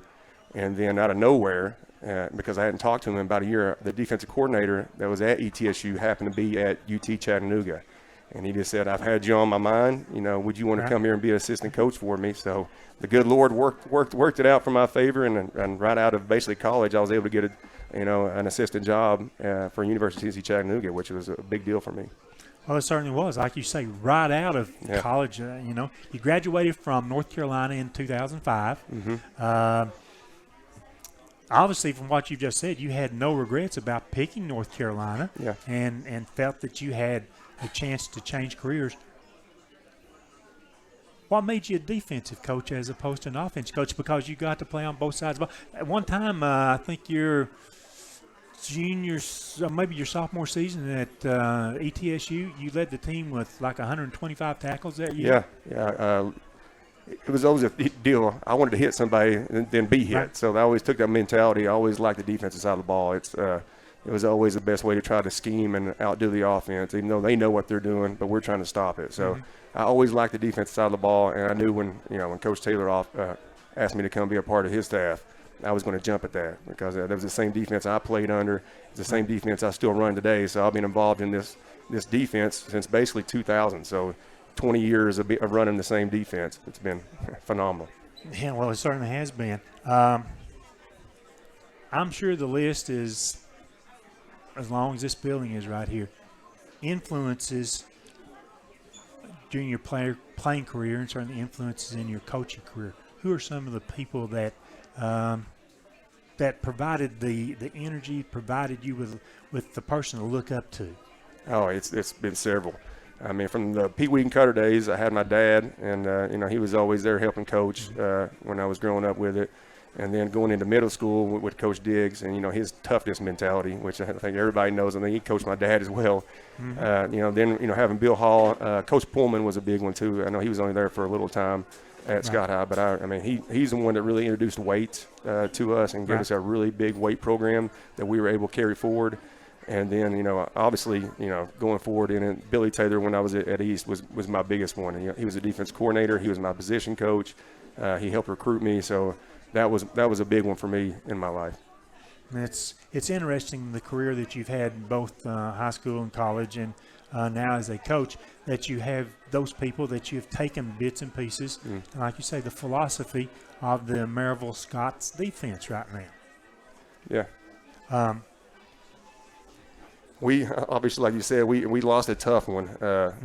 This year, our whole goal was to try to get to around those 5 wins because we're so young. We just celebrated Senior Day. We had 10 seniors, and right now we've got 50 freshmen and 40 sophomores. So we're building to where we need to go. But 2018 was the last time we went undefeated in the conference, made it to the playoffs and everything. But we're just trying to get back to that level right now. Coach Fox at Maryville College. What do you like about Coach Fox and it's probably your longest tenured thing now, the 2 stints at Maryville College? What do you like about the school there? It's a phenomenal area. I'm still close to home. I always say that. The ride in to me an hour and 10 minutes. So you're in God's country is what I would call that, all this East Tennessee. But it's a phenomenal place to live, and getting people on campus, they fall in love immediately. Once you see the facilities and everything, it's a great place to be. And Coach Fox, again, what I love about him, I've had to coach against him since I've been at Maryville for 4 to 5 years while he was at Huntington College, another rival, and at Center College. What I love about him is he just lets me do my thing on defense, and he runs the offense, and he just trusts me. So I really enjoy working for him when somebody trusts you and just lets you, run your defensive program. Earlier, and we still got some back there, high school players and things. What advice do you have for the high school young man who thinks about playing college ball? What should they be preparing themselves for? What should they look for in their recruiting process? And how do they get noticed so that they even can be recruited? Yeah, the biggest one I would always tell guys is, especially going your senior year, is the grades. Obviously, you got to have grades no matter where you want to go. Because, everybody wants to take it easy going into their senior year and kind of wanting to fall off a little bit. But, at every level, the first thing they're going to walk in and do is go to your guidance counselor and say, what's his grades like, and then how does he treat people? So they want to know your character, your grades. And then you got to realize when you go to visits, and, I wish I had somebody kind of tell me this too, there's going to be a lot of nice things, a lot of nice buildings and everything, but you need to finally get to know. You need to ask questions about the coaches, like how are they around the lunch people, or are they nice? Because the buildings are going to come and go and they mean a lot, but you're going to be spending every day with these coaches. So you need to be with the right fit there. And to get noticed, now you have Huddle. So, again, everybody's able to make their videos and everything. I always tell, because every day I probably get 100 and something videos. And, I'm trying to scan through. So your first really 5 to 10 clips have got to be something special. And it's not really just football plays, which a lot of people don't realize. If you have a high vertical and you can dunk or basketball, or let's say you have a good bench press or squat, put that on there, because that'll catch a coach's eye right off the bat, and it's something different. So I always tell guys, try to be unique. Try whatever talent that you have that you think is something good, put that on those first 5 to 10 clips, because we're bombarded. Like I said, we're getting 100 and something a day. And so we want something to catch our eye within those first 5 to 10 clips. And it is much easier now with Huddle. Back in your day, we were still trying to, I guess, send bits and pieces of film that a VHS is going out. Yeah. It's like all these brown envelopes going out in the mail every day like it. As that young player is considering the college to attend, is it important for them to have an idea of what they can do academically? Pick a school that, if they're science, if they're math, if they're IT, that they need to be worried about picking the courses, because after all, you're recruiting them to play ball, but also you want them to get the degree. Oh, absolutely. And, college is tough, especially depending on where you want to choose. There's, Maryville College is where I'm at right now. It's a tough school, and you still write and do a lot of stuff, but I always recommend, even if you know what you want your degree in, go your first semester especially and take the core classes that you're going to need no matter what, because it's so rough, and you're going from a high school where usually somebody wakes you up and you have to do this, to now you have all this free time, and it's so hard for a college freshman especially to say no to his peers, because everybody wants to play video games, everybody wants them to do that. So take your core classes that you're going to need no matter what. So that way you get those underneath your belt, and then you have plenty of time to find out what you want to study. And then if you wanted to, I've seen it happen, so many times where a kid wants to come in as a pre-med, and now they're taking all these biology and all these chemistries your first semester, and they're not ready for it, and now they're behind the 8 ball the rest of the 4 years trying to catch up. Well, that's interesting that you mentioned that. It's interesting because Maryville College is considered a very good academic school. Yes. You get a great education when you go to Maryville College. And so Maryville College may not be it for everybody, even though they like football, they like basketball, or whatever sport, but they have to consider what school that they can have success in academically too. Oh, absolutely. It's you have to go somewhere where it feels right and you can succeed. Because when it all comes down, I always tell the guys, if you don't get your degree while you're at Maryville College, then I failed you. That's what I tell my position group. So it's not, yes, we want you if you're a good football player, but if we know you're not going to be able to do the schoolwork, it's not fair for me to bring you here knowing you're not going to be able to do that. So we want you to go no matter what to a place that we know you can succeed. Yeah, do your homework first. Absolutely. Exactly. For any of the guys listening, Scott does not recruit Tennessee. That's right. He knows the guy on the coaching staff that does, but your area is Alabama, Georgia, and Florida. Yep, that's mine. Three states with extremely good high school athletes. Yeah, it's a lot of traveling too when it comes. We'll be starting that up here soon, like right around the Thanksgiving. I'll be making my way down to Atlanta for a couple of recruiting fairs down there. But yeah, Florida, Georgia, and Alabama is where I spend my time at. Do you like the recruiting part? I actually do. I love it. You'll be gone for a couple of weeks at a time, traveling around. You're living in the hotels and stuff, but it's great to meet high schools and meet young rising seniors and stuff. That's the part of the job I love. You're meeting new people every day.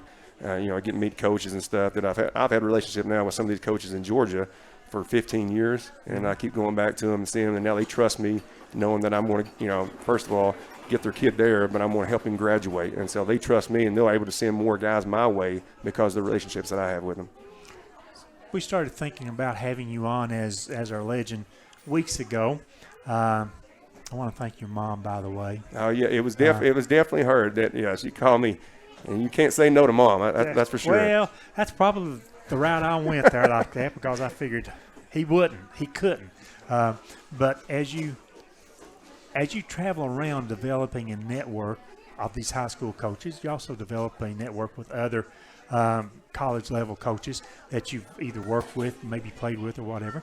But that network, how important is that to have those high school coaches sort of on your side, thinking, hey, the guy that's the recruiter for Maryville College is a good guy. We like him. He does this at Maryville College. How important is that network? It's great, especially, you're in battles all the time with with all the other colleges. And just today on the ride here, I had a guy to Georgia at a Heritage High School hit me up and was telling me about these kids and said, I want to push them your way first. Let's try to get them on your campus so they can get to me, because he's dealt with me, like I was 10 plus years. And so he trusts me, and it's phenomenal when I can get a leg up on anybody. And usually the first place a kid goes, you're more likely to go there because you're going to visit again more than likely. So, anytime you can get a kid on campus first, it's always going to help you. And don't think that it's all from the states that Scott's talking about recruiting. I looked at the roster, Maryville College roster, 3-4 weeks ago, and there's a lot of names that I recognize because guess what? Scott High played these kids. Mm-hmm. Many of the players come from local there like that. So, you have to get the mindset right. And if you believe that you're a player for Maryville, for ETSU, for UTC or UT Knoxville, whatever, you have to have the right mindset through that whole process. Oh, yeah, 100%. We have guys all over. And that's one good thing about Coach Fox. He believes in not only Tennessee that you can win with him, but he believes in East Tennessee. And so he's a big recruiter. He grew up in Gray, Tennessee, so he's recruited. He's recruited our starting quarterback now as a freshman from Elizabethton. So and he's a phenomenal player. So we got several guys from the state of Tennessee that's a part of our team right now. Is it as you look? I'm spending a lot of time on recruiting. I'm trying to build up the young men around here, I guess, saying that things are possible for them, but if they decide to do that. But there is a form on the Scott's football sort of homepage there like that you can go to, and I almost did this. I got real excited about it. So I almost submitted my name and everything on the some eligibility left. Yeah. A lot of eligibility left, and I was just thinking, then these probably wouldn't make it, but is that the correct starting spot for the young man? And most, and I always encourage everybody, most websites will have a form, a questionnaire, and it gets sent directly to the recruiting coordinator. And then once he gets it, he's able to distribute it to the area of that guy. But I always recommend go on the websites. You'll see it. It'll be right under recruiting. Click on the link, and it's usually short. I think ours is just 10 questions or something, and you can upload your huddle film right there. And so we have it right in our system. So everything's high tech now. There's no reason for somebody not to get recruited right now. I went back I was looking at some things, just random things. Going back to high school right now, going back to Scott High. Well, you came after a couple of good quarterbacks we had. And then I'm going to throw some names out at you and see how well you've kept up with Highlander football. A couple of quarterbacks, they were back-to-back, and they were after you. Would have been Jordan Jeffers. Mm-hmm. Oh, yeah. And then Josh Terry. Yep. And after that. Then we had a pretty good cat by the name of Jake Sexton. Yeah, I do. Yep. A couple other quarterbacks after that. Then Billy Hall. Yep, I actually try to get him at ETSU. I was just talking to Bill and him tonight when they were here. Trying to get him there and trying to work him to ETSU. But he's obviously Reinhardt, the stuff that he's done down there, so it's been phenomenal. And we're going to try to work. He actually had his jersey retired the other night. And I think our coach now realizes the importance of trying to do one a year. At least that's what he's told me. No. And I hope that we'll have you. I don't think it seems like we've only retired 2 or 3 football jerseys. But we're going to push forward to try to get that done for Scott Brummett sometime I got mine is retired over there. Yeah. Coach Hall got that done for me. I think it was right after when I went to North Carolina, and so I think it was in 2005 over there. So now you're one of 3. Yep. And probably the first. I don't know if I was the first or I might have been. I have no clue on that one.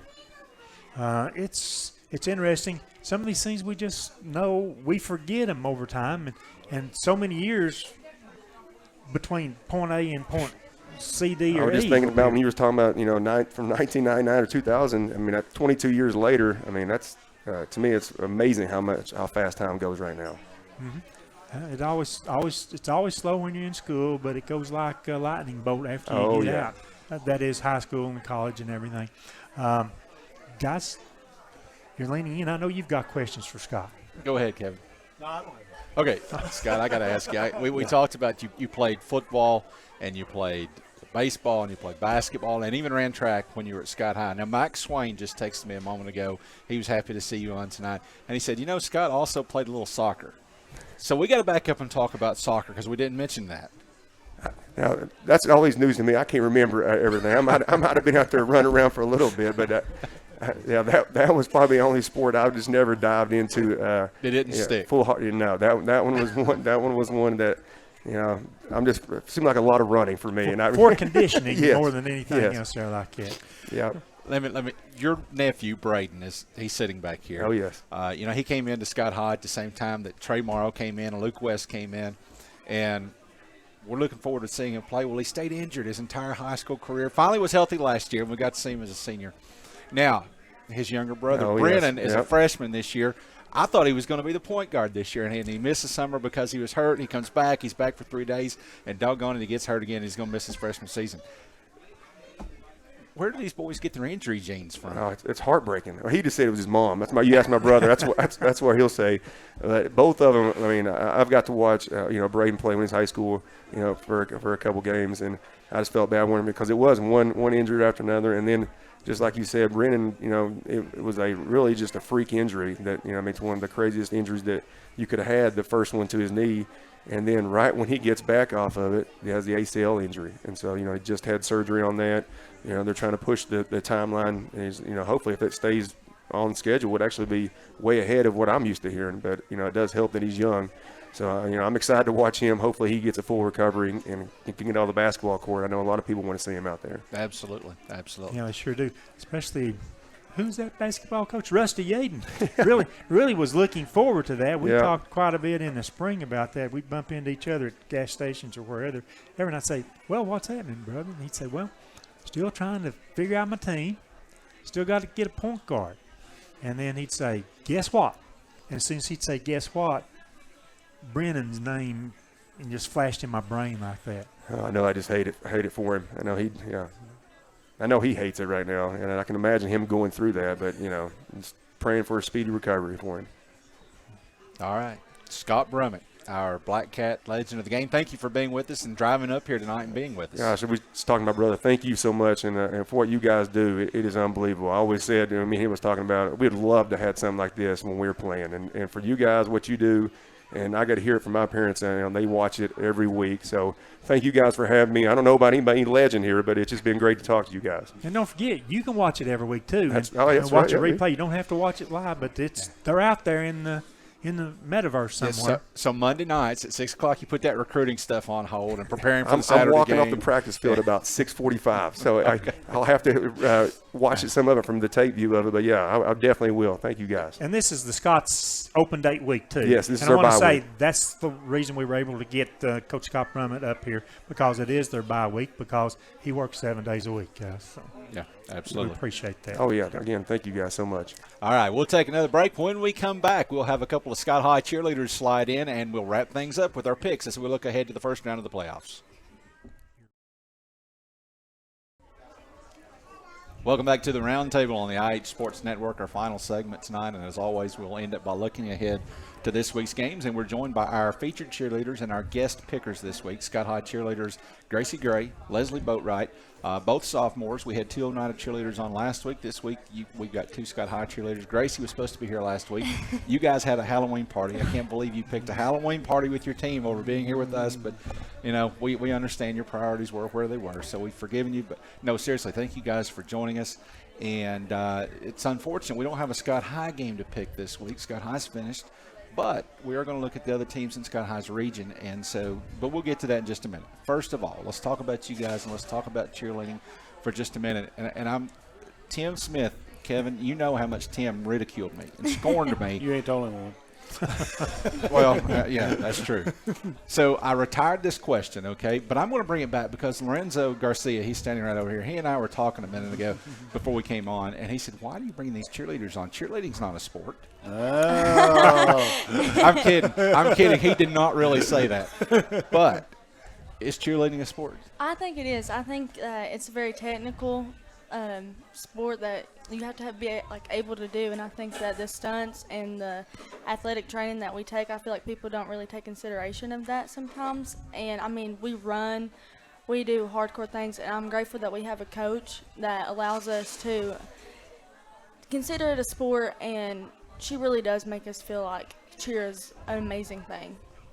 And let me reiterate, okay, Lorenzo did not say that cheerleading is a sport. Okay, don't by his expression, I gathered that. Don't boycott him. Okay, he's going to hand me a bill before I walk out of here.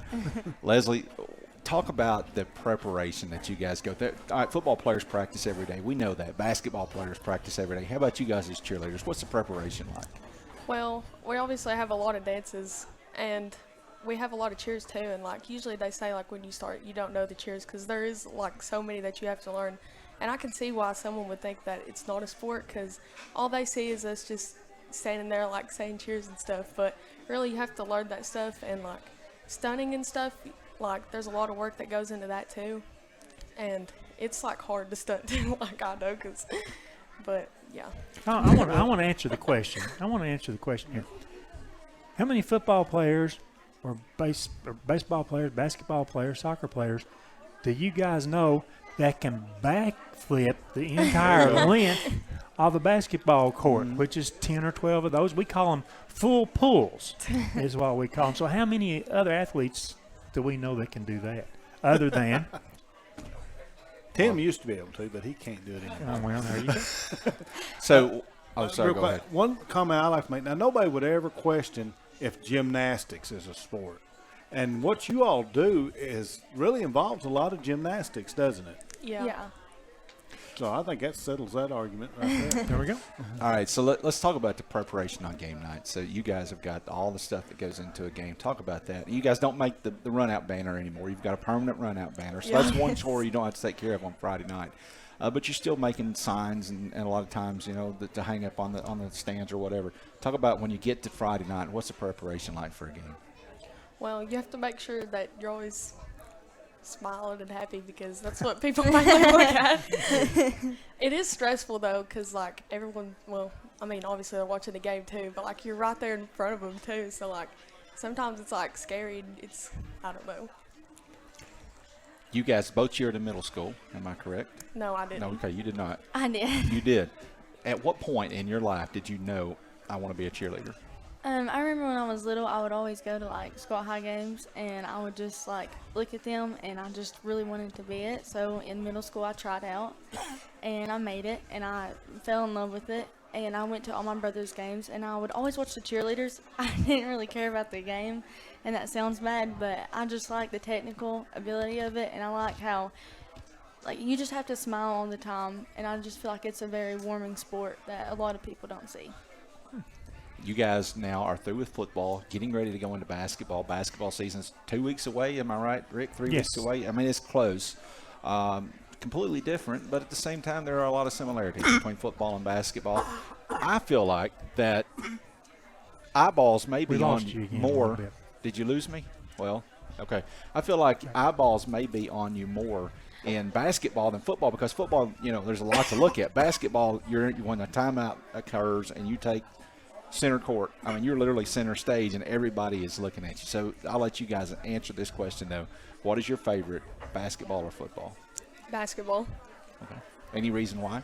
Well, I used to play basketball in middle school, and I don't really understand football at all, but, I think it would be better to watch a basketball game because I actually know what's happening. So where did you play basketball in middle school? I played at Huntsville, but I was not very good. Okay. All right, so, and I just realized that in all the cheerleaders that we've had on this season, Rick. First one. That with all of them that we've had on, with the exception of Chloe Tucker, who was from Birchfield, all the Scott High cheerleaders have been from Huntsville. We're going to get in trouble. We're going to have to, in basketball season, we've got to remedy that, or we're going to get in trouble. Now, you're a Huntsville guy, but sure I am. University of Huntsville. Yeah. All right, guys, let me ask you: do you keep up with football other than what's going on at Scott High? You're at every Scott High game.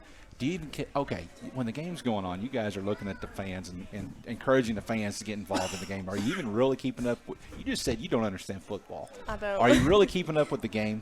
How much can you pay attention when the game's going on? I can pay attention. The Anderson County game, I really was in there because I wanted to watch Zeke, and I wanted to see how good our seniors did on senior night.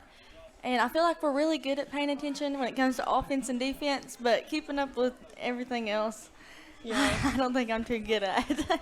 Well, we notice when people are clapping, so then we know something good is going on. So you probably don't keep up with a lot of high school football games, though, outside of Scott High, right? No. All right, so you guys are just going to wing this. Okay? Because we're going to ask you guys to predict who's going to win these games. Before we do that, Kevin, I'm going to turn to you. Oneida plays at Hampton on Friday. First round of the playoffs. You mentioned that Hampton got Oneida last year at Oneida. Mm-hmm. This is an opportunity for revenge for Oneida. But what are the Indians going to have to do to go up and get a win against a Hampton team that probably pretty much everybody thinks is going to win? Well, Hampton is very big, very physical. They like to run the ball. They will only throw the ball maybe 5 or 6 times on Friday night.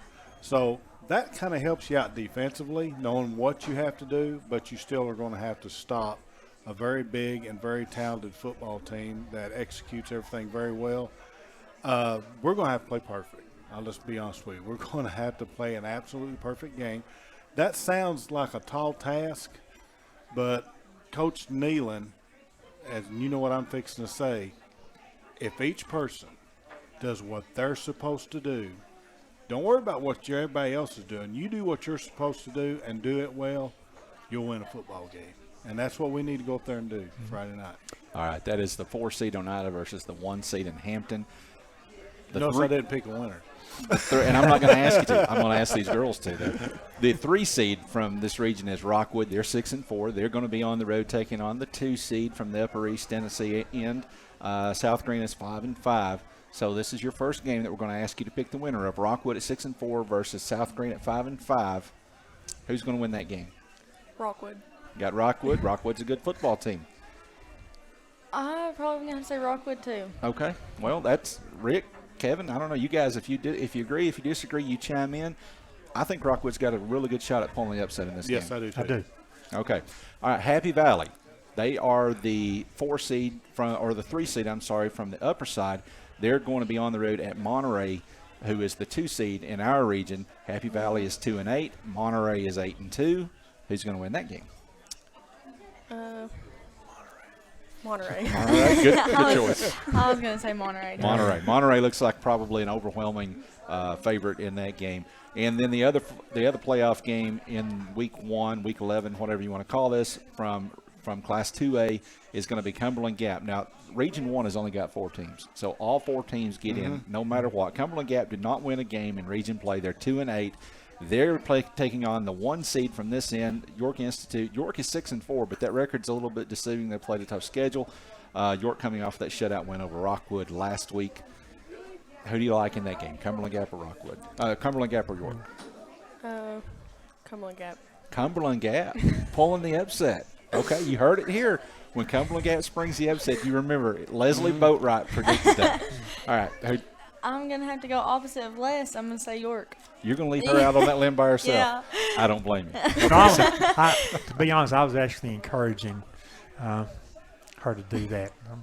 Gracie, so if you don't get it right, don't blame It's me, okay. please. We'll go down together. I like it. Love it. All right, let's step up to Class 4A. That's Scott High's classification. The 1 seed from the other region is Greenville. They're 10-0, and they're going to be hosting Fulton this week. Fulton is 4-6. You guys have seen Fulton play. Pretty good offensive football team, taking on a Greenville team that's always tough, always the team to beat on this side of the state at least. Who do you like this week? I think Greenville. Okay. I really do think that they're going to pull out the win. I'm gonna go with Greenville too. I would Two say thumbs that's up. I would say that's a good choice. All right, Carter against Elizabethton. Elizabethton is the 2 seed on the other side. They're 5-4. Carter is 6-4. They put up 72 points against Fulton on Friday night. You guys have also seen Carter. You're familiar with them as well. It's been a while since we played Carter, but Carter at 6-4 versus Elizabethton 5-4. Who's going to win that game? Carter. Carter, another upset. Okay. I think Carter. All right, so it's unanimous, and I don't hear any disagreement from you guys. I'm disagreeing on that one.